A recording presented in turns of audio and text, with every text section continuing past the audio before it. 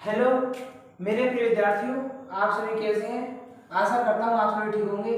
आज हम प्रश्न नंबर 114 सॉल्व करेंगे, जो कि इस प्रकार है। ये बताता है क्वेश्चन में कि राउल्ट के नियम से धनात्मक एवं ऋणात्मक विचलन का क्या अर्थ है और डेल्टा इस मिश्रण का इन विचलनों से क्या संबंध है। तो देखिए, राउल्ट के नियम के अनुसार जो धनात्मक विचलन होगा उसे देखिए पहले धनात्मक विचलन। इसमें क्या होता है, जब किसी बिलियन में, कोई बिलियन है मान लीजिए, और बिलियन में जब अन्योन्य क्रिया होती है, अन्योन्य क्रिया होती है, तब मान लो होती है और इसमें ए बी हो रही है क्रिया। तो ए बी जो क्रिया है, न्यून क्रिया, वो ए कॉमा बी बी से कमजोर होगी।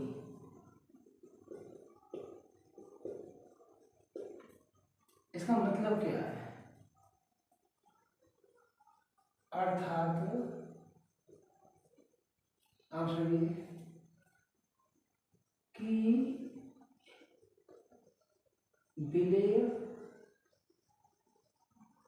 और विलायक, विलेय और विलायक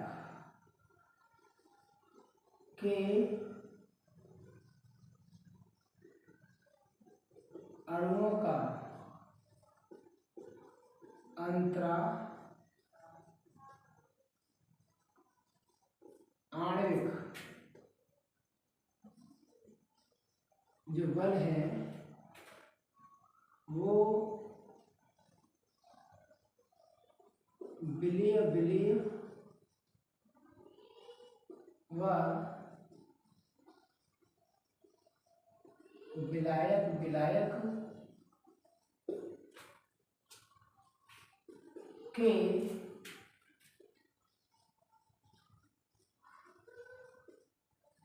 अणुओं के अंतराणविक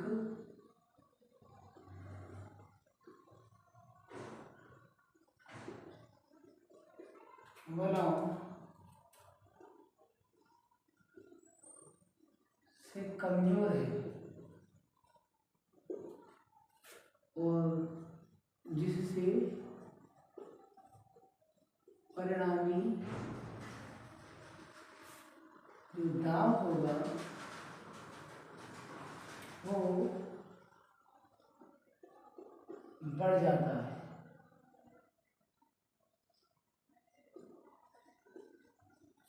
वो तो बढ़ गया, तो क्या होगा,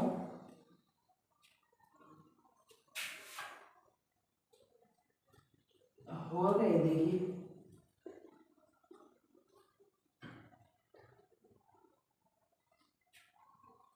कि P A greater than P A आंशिक into x A, comma P B greater then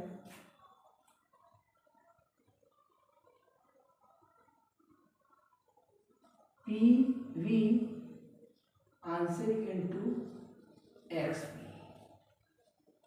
इसके लिए आपका CCl4 व CHCl3 एग्जाम्पल के लिए। और जब यहाँ पे जो है इसमें डेल्टा एच जो होगा आपका, ये धनात्मक था ना, धनात्मक होगा। जब विलेय और विलायक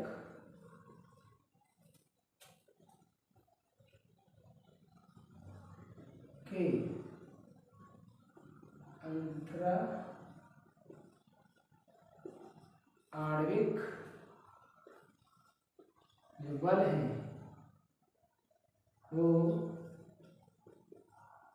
विलेय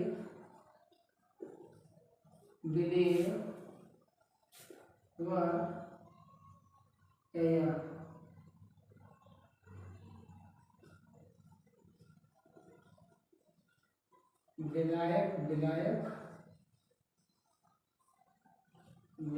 विलायक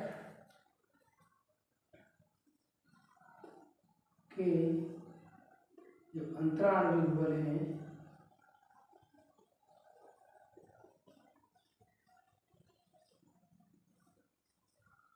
अंतराणविक बलों से मजबूत होते हैं।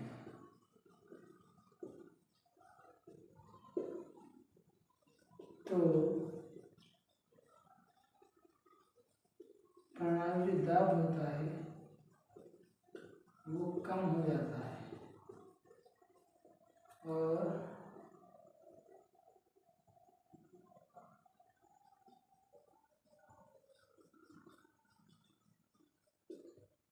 ऋणात्मक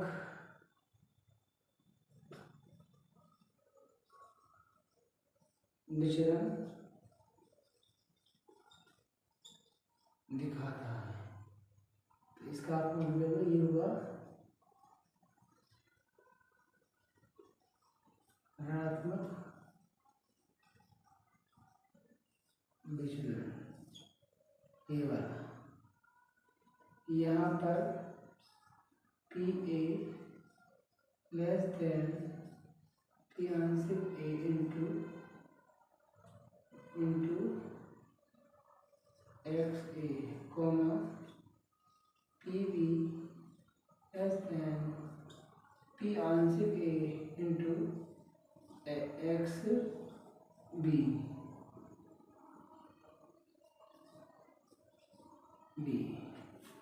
अब यहाँ पर जो है वो डेल्टा H बराबर ऋणात्मक, ठीक है जी। अब आगे बढ़े थोड़े से, इसके लिए एक और दिखाते हैं आपको ऋणात्मक का। यहाँ देख लीजिए आगे द्वारा में इसके लिए जैसे कि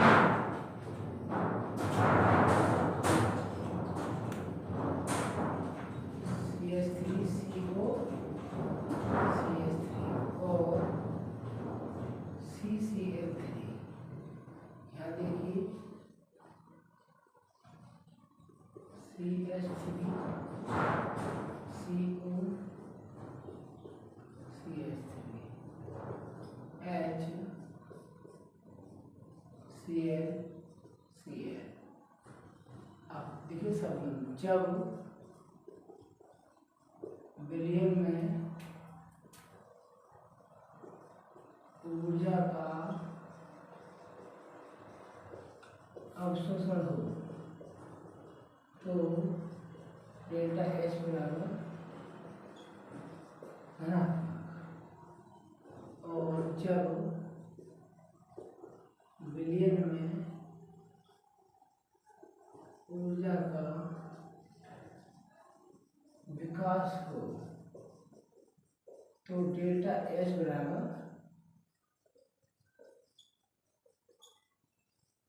ऋणात्मक।